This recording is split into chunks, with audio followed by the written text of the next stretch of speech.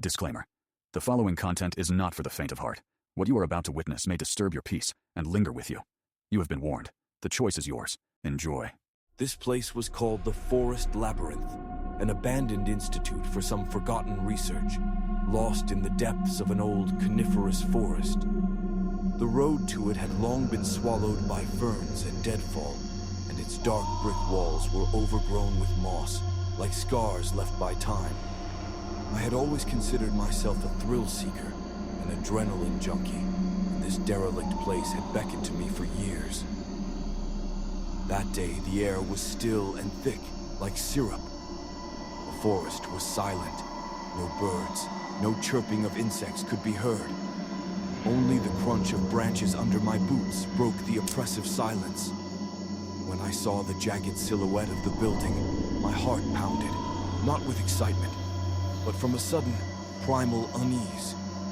The door hung on a single hinge, creaking in a wind that didn't exist. Inside, it smelled of damp, decay, and something else. A sweet, chemical odor, like an old pharmacy. Dust hung in the beams of my flashlight like a thick curtain. I moved through corridors whose walls were covered in strange, desperate scratches, and I kept hearing whispers. Not words, but the mere semblance of sound, like someone rubbing dry leaves right by my ear. The atmosphere grew heavier with every step. The air became denser, harder to breathe.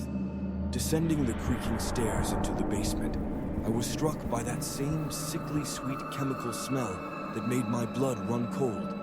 I began to notice that the scratches on the walls formed patterns, like schematics or circles with incomprehensible symbols. I felt I wasn't alone, that I was being watched from every dark alcove, from behind every corner.